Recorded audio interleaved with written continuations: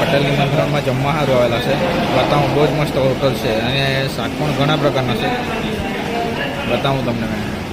જો મસ્ત હોટલ, મસ્ત.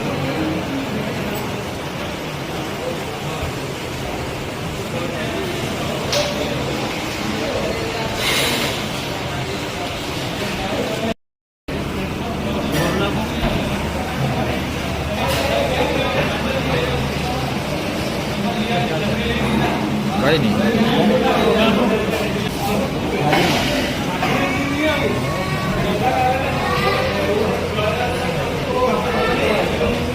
છાસ છે, કઈ જે જોઈએ તે લઈ લે.